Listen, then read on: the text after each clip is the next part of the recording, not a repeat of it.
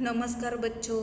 कक्षा 8 सब्जेक्ट सामाजिक विज्ञान का चैप्टर 1 धार्मिक सामाजिक जागृति। तो बच्चों आज हम पढ़ेंगे धार्मिक सामाजिक जागृति। तो आइए बच्चों हम आगे पढ़ें।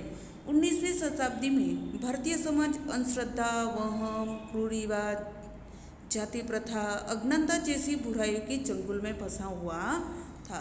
यानी कि बच्चों 19वीं शताब्दी में भारतीय समाज कैसे कैसे दूषणों में फंसा हुआ था।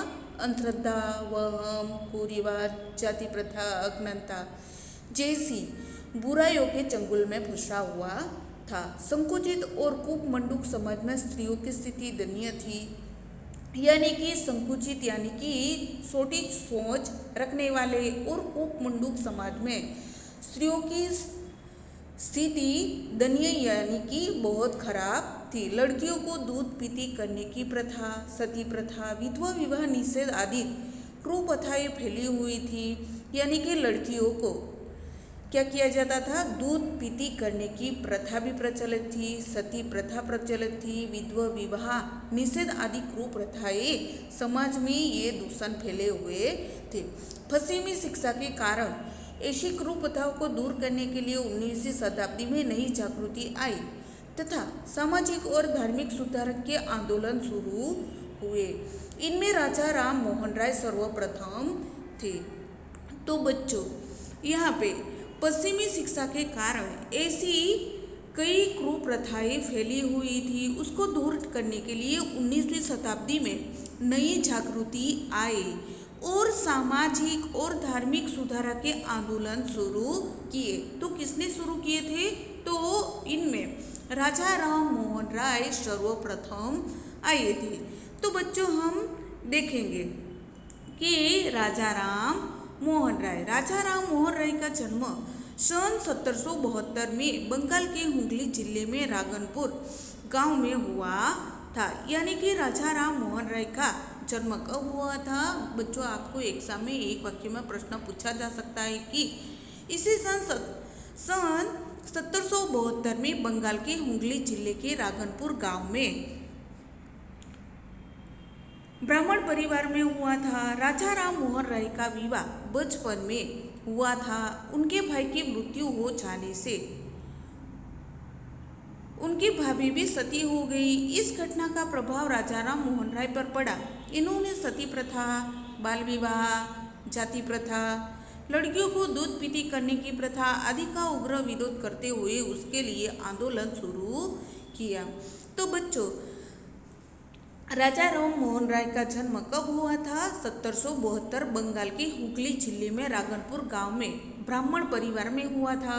राजा राम मोहन राय का विवाह कब हुआ था? बचपन में ही तय हो गया था। इसके भाई की मृत्यु हुई और उसके बाद उसकी पत्नी राजा राम मोहन राय की भाभी उसके भाई के पीछे सती हो गई। इस घटना का प्रभाव राजा राम मोहन राय पर बहुत असर पड़ा। इन्होंने सती प्रथा, बाल विवाह, जाति प्रथा और लड़कियों को दूध पीते करने की प्रथा का आदि का उग्र विरोध किया था। इसके लिए आंदोलन भी राजा राम मोहन राय ने किए थे। राजा राम मोहन राय ने इसी सन 1821 में बंगाली में संवाद कौमुदी और इसी सन 1822 में फारसी भाषा में मीरात उल अखबार नामक समाचार पत्र शुरू किया था। इसी सन 1828 में ब्राह्मण समाज की स्थापना की थी। राजा राम मोहन राय ने कोलकाता में हिंदू कॉलेज की स्थापना भी की। उन्होंने समाचार पत्र की स्वतंत्रता, व्यक्ति स्वतंत्रता, वाणी स्वतंत्रता, स्त्री अधिकार, कार्यकारिणी में न्याय को अलग रखने जैसी बाबतों के लिए ब्रिटिश सरकार ने सिफारिश भी की। तो बच्चों हम देखेंगे कि राजा राम मोहन राय ने सती प्रथा, बाल विवाह, ज्ञाति प्रथा, लड़कियों को दूध पीती करने की प्रथा जो चल रही थी समाज में उसका विरोध करते हुए उसने आंदोलन भी शुरू किया था। राजा राम मोहन राय ने इसी सन 1821 में बंगाली में संवाद कौमुदी और इसी सन 1822 में फारसी भाषा में मीरात उल अखबार नामक समाचार पत्र भी शुरू किया था।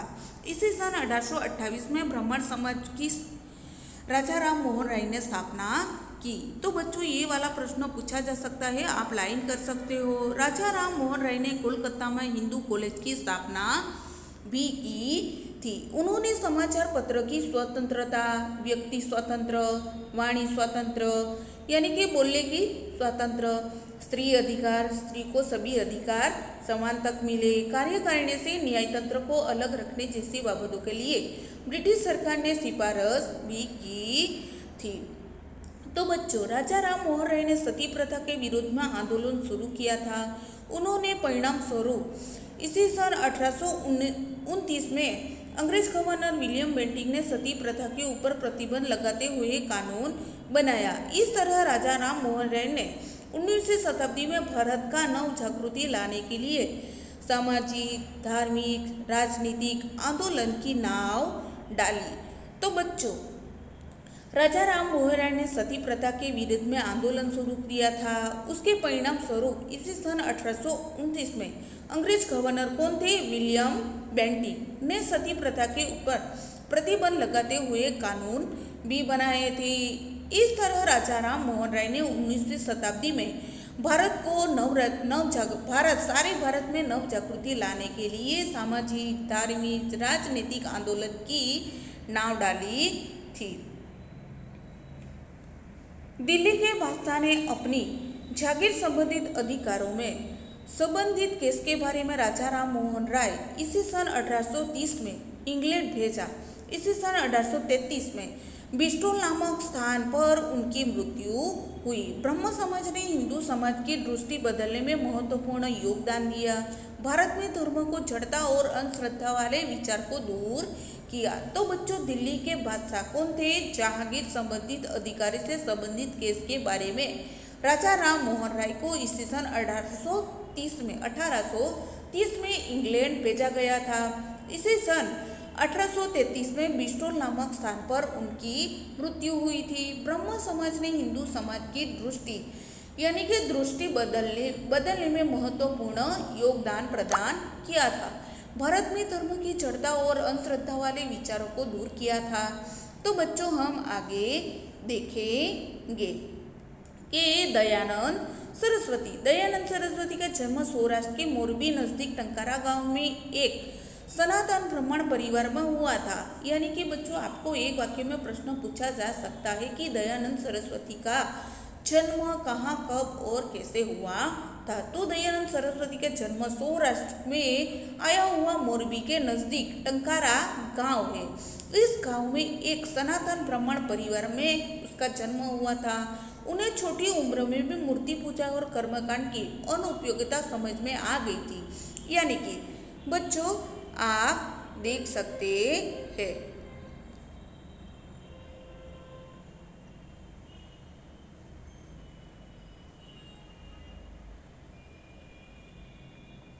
कि अंधश्रद्धा,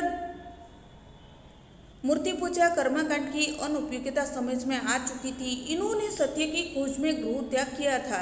यानी कि दयानंद सरस्वती ने सत्य की खोज में गृह त्याग किया था। 15 वर्ष तक देश भर में भ्रमण करके योग का अध्ययन किया और उसके आगे प्रवास करते गए। तो बच्चों 15 वर्ष तक देश भर में क्या करते रहे? भ्रमण, यानी कि एक जगह से दूसरे स्थान तक अध्ययन करने के लिए घूमते रहे। संन्यास लेकर मथुरा में स्वामी विद्यानंद के पास हिंदू शास्त्रों का अध्ययन किया। यानी कि दयानंद सरस्वती ने 15 वर्ष तक देश भर भ्रमण करके अध्ययन किया। संन्यास लेकर मथुरा में स्वामी विद्यानंद के पास हिंदू शास्त्रों का अभ्यास किया। स्वामी दयानंद सरस्वती ने वर्ग और जाति विहीन समाज रचना के द्वारा धार्मिक, राष्ट्रीय और सामाजिक दृष्टि से देश की एकता स्थापित करने का प्रयत्न किया। तो बच्चों स्वामीनाथ सरस्वती ने वर्ग और जाति के भेदभाव थे उस समाज की रचना के द्वारा धार्मिक, राष्ट्रीय और सामाजिक दृष्टि से देश की एकता स्थापित करने का प्रयत्न किया। इन्होंने वेदों में भारतीय धर्म और संस्कृति के दर्शन किए। तो दयानंद सरस्वती ने वेदों में भारतीय धर्म और संस्कृति के दर्शन हुए। इन्होंने लोगों को वेदों की तरफ वापस मुड़ो को बोध प्रदान किया। तो बच्चों, आपको एक वाक्य में प्रश्न पूछा जा सकता है कि वेदों की तरफ वापस मुड़ो का सूत्र किसने दिया था? तो बच्चों, कौन आएगा? स्वामी विवेकानंद का बोध प्रदान किया था। उन्होंने सत्याग्रह प्रकाश नामक ग्रंथ की रचना की थी। ये वाला भी प्रश्न पूछा जा सकता है आपको। तो सत्याग्रह प्रकाश नामक ग्रंथ की रचना किसने की थी? उन्होंने बतलाया कि वेदों में मूर्ति पूजा, कर्मकांड, बाल विवाह, सती प्रथा, अस्पृश्यता का उल्लेख नहीं हुआ है। तो उसने बताया कि वेदों में मूर्ति पूजा, कर्मकांड, बाल विवाह, सती प्रथा, अस्पृश्यता का उल्लेख नहीं हुआ है। इन्होंने एकस्वरवाद का ज्ञान दिया था। उन्होंने एकस्वरवाद का ज्ञान लोगों को दिया था। उससे लोगों में जागृति आई थी। वे हिंदी भाषा में उपदेश देते थे, इसलिए उनके विचार के लोगों तक पहुँचे सके।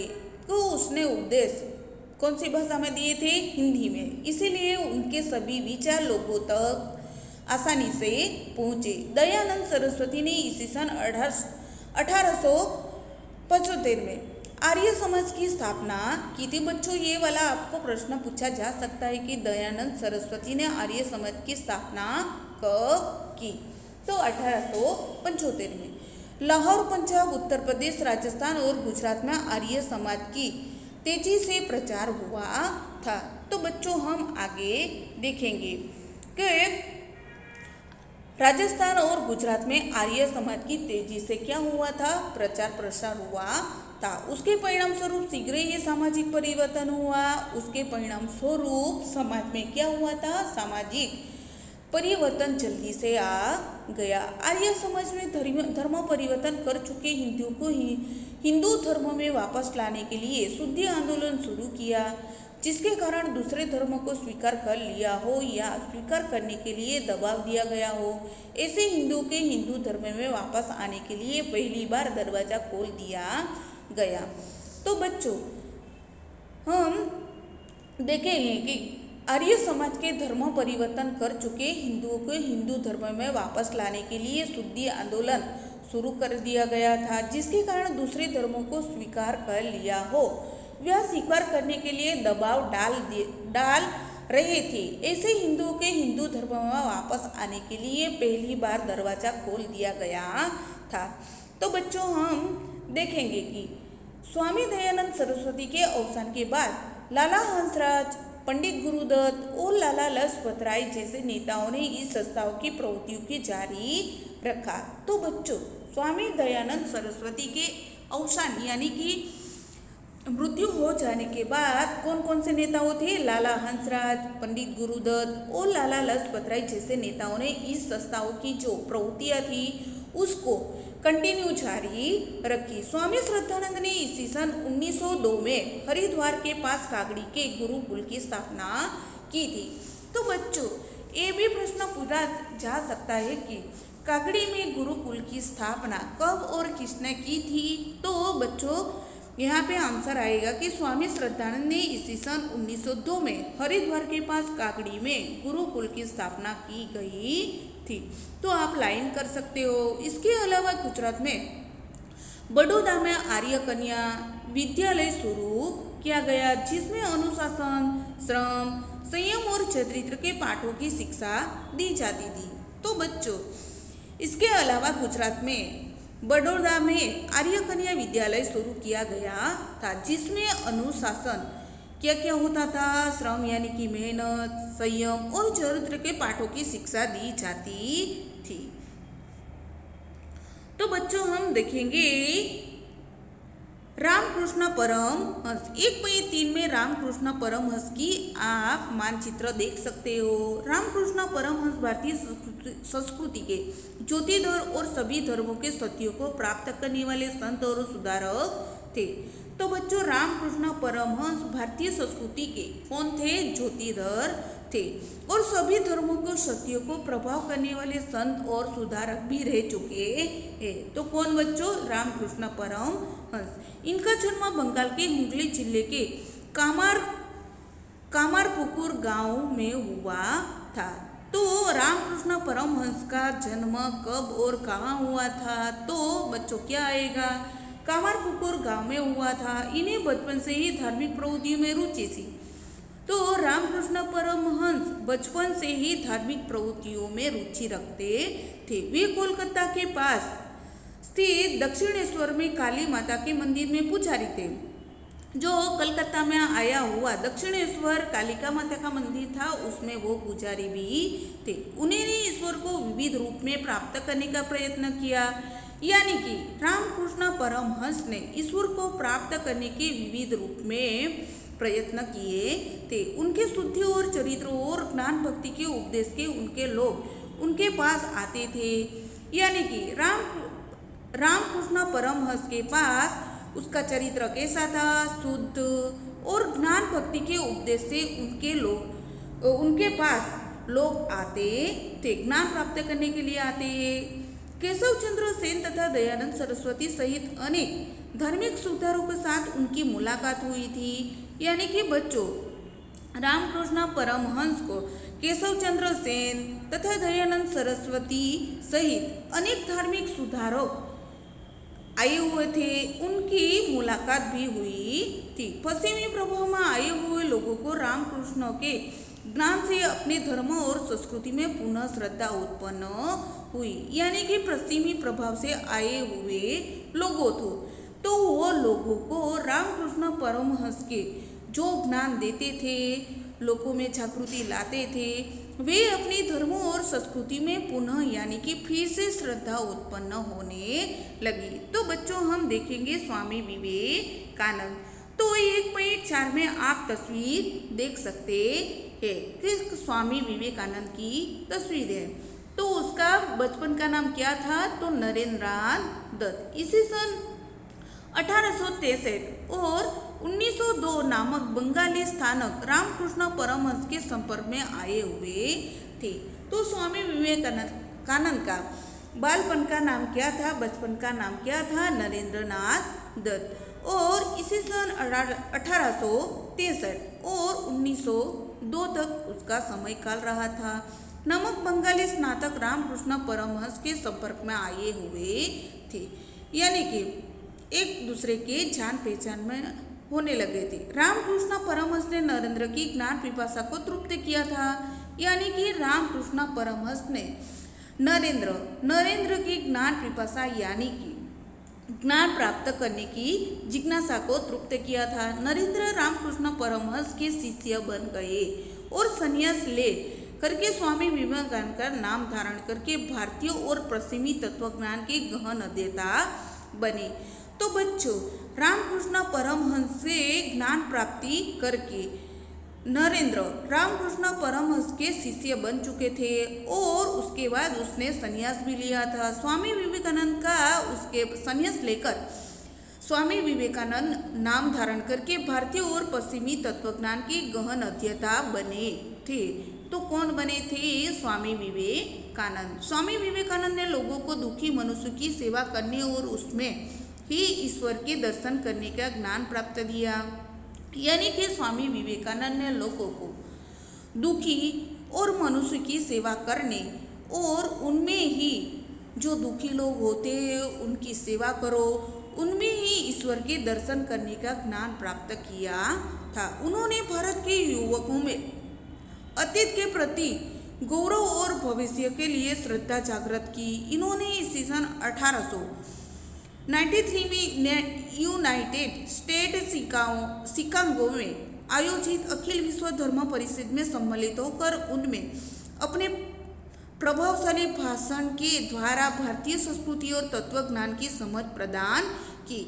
उसके बाद यूनाइटेड स्टेट्स, यूरोप, इजिप्ट, चीन, जापान आदि देशों में प्रवास करके भारतीय संस्कृति का प्रचार किया था। वे भारतीय संस्कृति के प्रशंसक और प्रखर राष्ट्रीय प्रेमी थे। उन्होंने भारतीयों को उठो जागो और ध्येय प्राप्ति तो जगे रहो का निशान सूत्र दिया था। तो बच्चों, हम देखेंगे कि स्वामी विवेकानंद ने लोगों को दुखी और मनुष्य की सेवा की थी और उसमें ही क्या है, ईश्वर के दर्शन प्रदान होते हैं। इन्होंने भारतीय युवकों के अतीत के प्रति और गौरव के भविष्य के लिए श्रद्धा जागृत की थी। इन्होंने सन 1893 में यूनाइटेड स्टेट्स शिकागो में आयोजित अखिल विश्व धर्म परिषद में सम्मिलित होकर उसमें अपने प्रभावशाली भाषण के द्वारा भारतीय संस्कृति और तत्वज्ञान की समझ लोगों को प्रदान की थी। उसके बाद यूनाइटेड स्टेट्स, यूरोप, इजिप्ट, चीन, जापान आदि देशों में प्रवास करके भारतीय संस्कृति का प्रचार प्रसार किया था। वे भारतीय संस्कृति के प्रशंसक रहे हैं और प्रखर राष्ट्रीय प्रेमी थे। इन्होंने भारतीयों को कौन सा सूत्र दिया था? उठो जागो और ध्येय प्राप्ति तक जगे रहो नाम का सूत्र दिया था। तो बच्चों ये वाला प्रश्न आपको पूछा जाएगा कि स्वामी विवेकानंद ने कौन सा सूत्र दिया था? तो कौन सा आएगा? उठो जागो और ध्येय प्राप्ति तक जगे रहो। तो बच्चों आगे हम देखेंगे कि स्वामी विवेकानंद ने इसी सन 1857 में अपने गुरु के नाम से बेल्लूर में रामकृष्ण मिशन मठ की स्थापना की थी। तो बच्चों ये वाला प्रश्न भी पूछा जा सकता है कि रामकृष्ण मिशन मठ की स्थापना कब और किसने की थी? तो स्वामी विवेकानंद ने सन 1897 में अपने गुरु के नाम से बेल्लूर में रामकृष्ण मिशन मठ की स्थापना की थी। इस मिशन ने विविध कार्यों के द्वारा मानव सेवा करने का आदर्श अपनाया था। रामकृष्ण परमहंस के जीवन में प्रेरणा प्राप्त करके जन सेवा ही प्रभु सेवा के सूत्र को मिशन ने अपनाया। देश में विद्यालय खोलकर शिक्षा देना और अस्पताल द्वारा सेवा का कार्य किया जाता है। इस मिशन की शाखाएं भारत और विदेश में आज भी कार्यरत है। तो बच्चों इस मिशन ने विविध कार्यों के द्वारा मानव सेवा करने का आदर्श अपना लिया था। रामकृष्ण परमहंस के जीवन में प्रेरणा प्राप्त करके जन सेवा ही प्रभु सेवा के सूत्र को मिशन ने अपना लिया था। देश में विद्यालय खोलकर शिक्षा देना और अस्पताल द्वारा सेवा का कार्य किया जाता है। इस मिशन की शाखाएं भारत और विदेशों में आज भी कार्यरत यानी कि चल रही है। तो बच्चों हम देखेंगे मुस्लिम समाज में सुधारक का आंदोलन। 19वीं शताब्दी की शुरुआत में उत्तर प्रदेश में रायबरेली के सैयद अहमद खां और बंगाल के शरीअतुल्लाह जैसे लोगों के नेतृत्व में मुसलमान में सामाजिक और धार्मिक जागृति की शुरुआत हुई। उनके धार्मिक नेताओं में दिल्ली के शाह वली उल्लाह के उपदेश से प्रेरणा प्राप्त की। वे मानते थे कि भारत में इस्लाम धर्म दूषित होने से देश के ऊपर अंग्रेजों ने शासन स्थापित किया। तो बच्चों 19वीं शताब्दी की शुरुआत में उत्तर प्रदेश में कौन सा गांव आया है? रायबरेली के सैयद अहमद खां और बंगाल के कौन थे? शरीउल्लाह जैसे लोगों के नेतृत्व यानी कि उनके नेतृत्व में मुसलमानों में सामाजिक और धार्मिक जागृति की शुरुआत हो चुकी थी। उनके धार्मिक नेताओं ने दिल्ली के शाह वली उल्लाह के उपदेश से प्रेरणा प्राप्त हुई। वे मानते थे कि भारत में इस्लाम धर्म दूषित होने से देश के ऊपर अंग्रेजों ने शासन स्थापित किया। तो उन्होंने इस्लाम धर्म और संस्कृति को मजबूत और शुद्ध करने के लिए वहाबी आंदोलन शुरू किया। तो बच्चों उन्होंने इस्लाम धर्म और संस्कृति को मजबूत रहे और शुद्ध करने के लिए वहाबी आंदोलन शुरू किया था। तो बच्चों हम आगे देखेंगे कि वहाबी आंदोलन के बाद मुसलमानों में पश्चिमी विचारों का प्रभाव बढ़ जाने से अंग्रेजी शिक्षा का प्रमाण बढ़ा।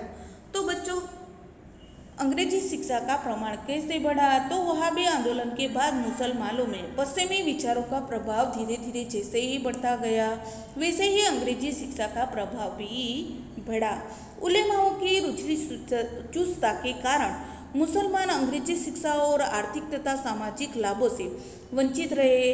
इसीलिए मुसलमानों में शिक्षित और मध्यम वर्ग का उदय ठीक समय तक नहीं हुआ। तो बच्चों उलेमाओं की रूढ़ि चुस्तता के कारण मुसलमान अंग्रेजी शिक्षा और आर्थिक तथा सामाजिक लाभों से क्या रह गए थे? वंचित रह चुके थे। इसीलिए मुसलमानों ने शिक्षित और मध्यम वर्ग का उदय ठीक समय तक हुआ। तो बच्चों हम देखेंगे कि सर सैयद अहमद खां का जन्म उमरा परिवार में हुआ था। वे ईस्वी सन 1857 के स्वतंत्रता संग्राम के समय कंपनी सरकार की नौकरी में थे। तो बच्चों, सर सैयद अहमद खान का जन्म कहाँ हुआ था? उमरा परिवार में हुआ था। वे ईस्वी सन 1857 के स्वतंत्र संग्राम के समय कंपनी सरकार की नौकरी में रह चुके थे और उस समय तक कंपनी के वफादार थे।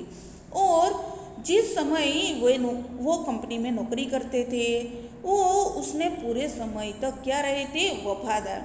इसी सन 1869 में सेवानिवृत्ति के बाद मैं इंग्लैंड गए और पश्चिम उदार मत के विचारों में प्रभावित हुए। यानी कि बच्चों, 1869 में सेवानिवृत्ति होने के बाद वे इंग्लैंड गए थे और पश्चिम उदार मत के विचारों में प्रभावित हो चुके थे। इन्होंने मुसलमानों को अंग्रेजी शिक्षा प्राप्त करके अपने पिछड़ेपन और उलझी चुस्ता को दूर करने का आग्रह किया। यानी कि इन्होंने मुसलमान को अंग्रेजी शिक्षा प्राप्त करके अपने पिछड़ेपन और रूढ़ी चुस्तता को दूर करने का आग्रह किया। इन्होंने इसी सन 1870 में तहजीब उल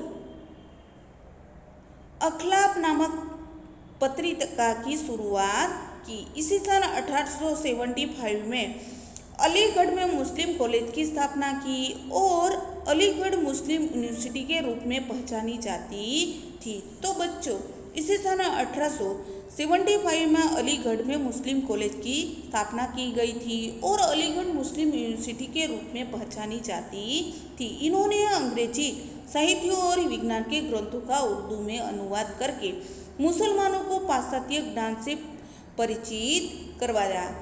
यानी कि इन्होंने अंग्रेजी साहित्य और विज्ञान के ग्रंथों के उर्दू में अनुवाद करके मुसलमानों को पाश्चात्य ज्ञान के बारे में परिचित करवाया था। उन्होंने बुर्खा प्रथा और बाल विवाह की प्रथा का विरोध किया था। यानी कि दादा भाई नौरोजी ने क्या कहा था? उन्होंने बुर्खा प्रथा और बाल विवाह प्रथा का विरोध भी किया था और साथ में विधवा विवाह तथा स्त्री शिक्षा के घर के बारे में भी उनके जानकारी दी थी। तो बच्चों, हम आगे देखेंगे कि सिख समाज।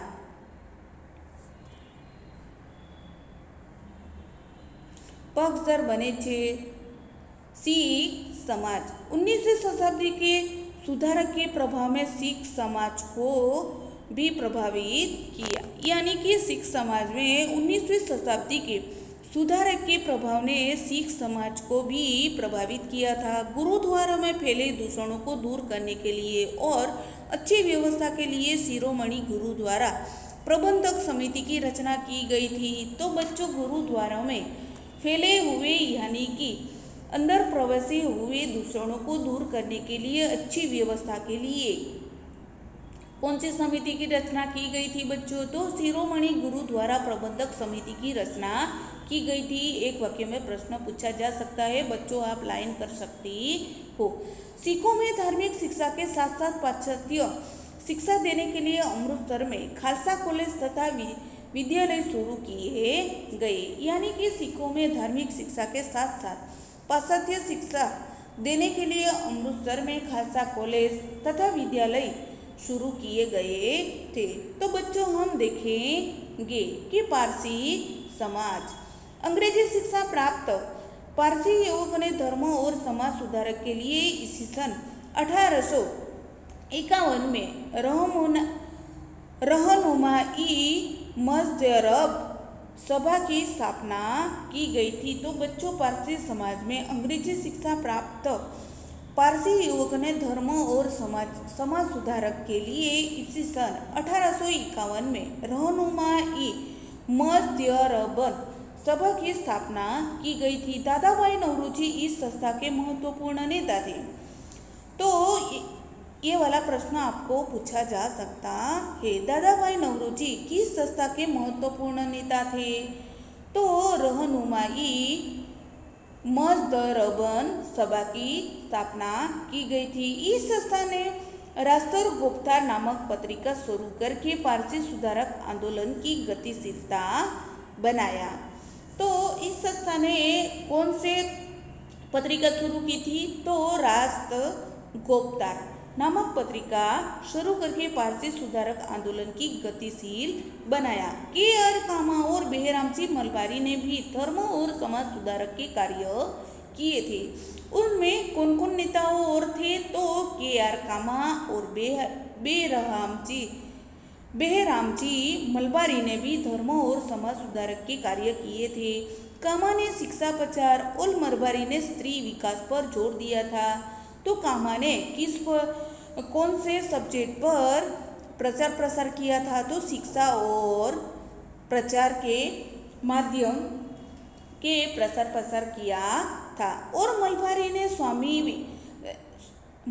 ने स्त्री विकास पर जोर दिया था। उन्होंने बाल विवाह का विरोध किया तथा विधवा विवाह का प्रोत्साहित किया, यानी कि उन्होंने बाल विवाह का संपूर्ण विरोध किया था और विधवा विवाह को प्रोत्साहन दिया था। तो बच्चों हम देखेंगे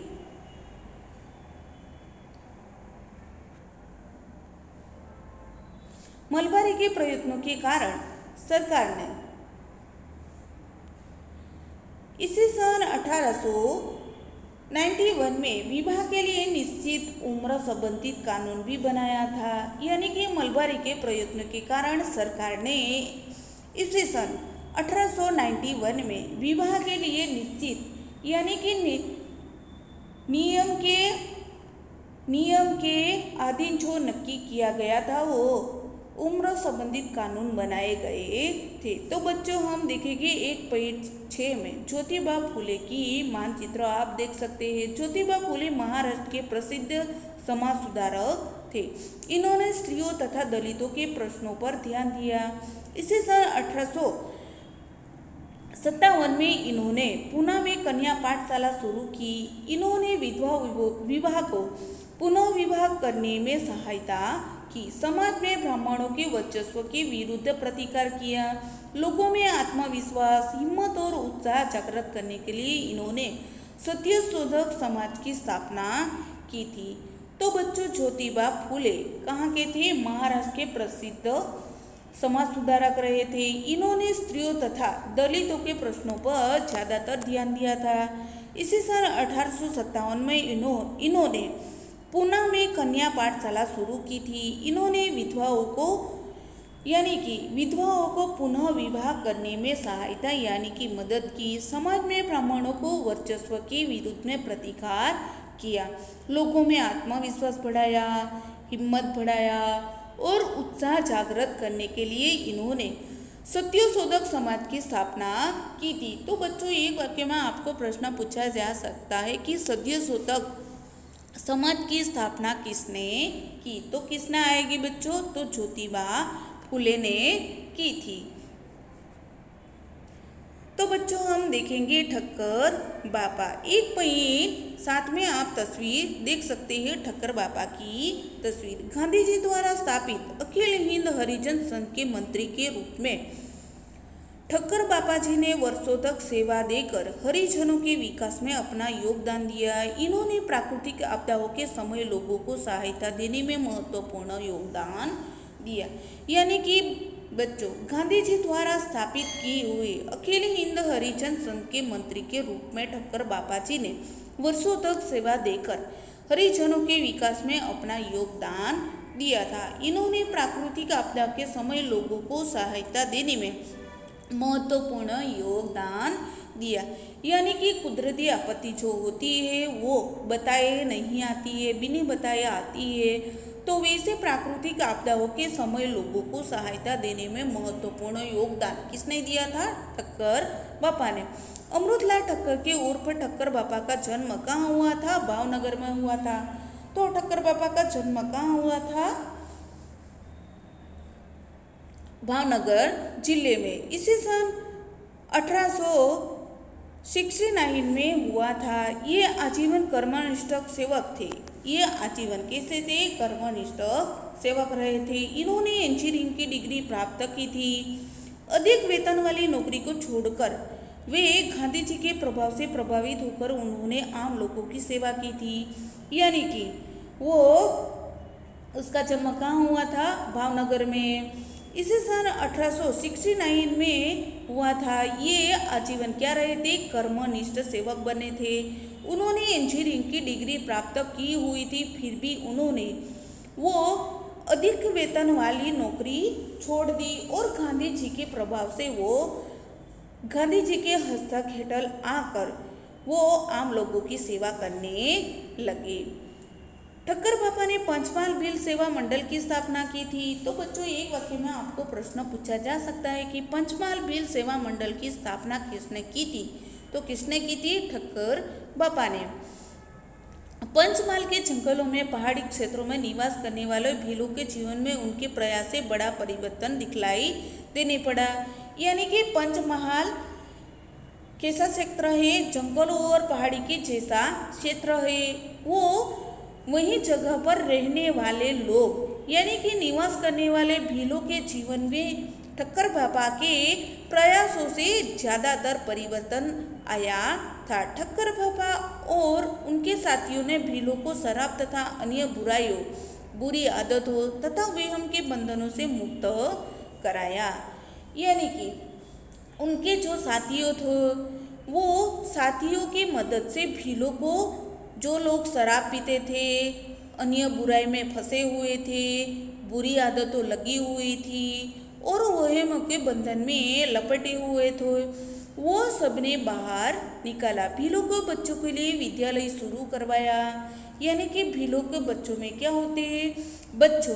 तो बच्चों के लिए शिक्षा की भी शुरुआत की। उन्होंने चरखा चलाने के लिए प्रेरित किया और उद्योगों में भी सम्मिलित किया। भीलों को बच्चों के लिए विद्यालय शुरू करवाए और बच्चों शिक्षा लेने लगे। उन्हें चरखा चलाने के लिए प्रेरित किया, कुटीर उद्योगों में सम्मिलित किया। समय व्यतीत होने पर लोगों में राष्ट्रीय चेतना विकसित हुई और वे राष्ट्रीय आंदोलन में योगदान देने लगे। यानी कि जैसे जैसे समय बीतता जाता था, उस समय के आदिन वो लोगों में राष्ट्रीय चेतना विकसित होने लगी और वे राष्ट्रीय आंदोलन में धीरे धीरे योगदान देने लगे। गांधी जी ने अस्पृश्यता निवारण को महत्व दिया था। गांधी जी ने अस्पृश्यता निवारण को महत्व दिया था, जिसमें निम्न पिछड़े वर्गों की स्थिति सुधारने के प्रयास में विशेष प्रगति हुई थी। यानी कि जिसमें निम्न यानी कि छोटे जाति के, पिछड़े यानी कि बिछड़े वर्गों की स्थिति सुधारने में प्रयास में विशेष प्रगति होने लगी थी। तो बच्चों, चैप्टर 1 यहाँ पे खत्म होता है। तो यहाँ पे बच्चों स्वाध्याय दिया गया है। प्रश्न, निम्नलिखित प्रश्नों के उत्तर लिखिए। 1 से 5 दिए गए हैं। प्रश्न 2, निम्नलिखित रिक्त स्थानों की पूर्ति कीजिए। 1 से 5 दी गई है। प्रश्न नंबर 3, निम्न पात्रों के विषय में संक्षिप्त में लिखिए। 1 से 3 दिए गए हैं। प्रश्न 4, योग्य जोड़े बनाइए। तो 1 से 5 दिए गए। तो बच्चों, स्वाध्याय आपको सामाजिक विज्ञान की कॉपी में आपको लिखने हैं और 1 से 5 प्रश्न आपको एग्जाम के लिए याद करने हैं। Thank you.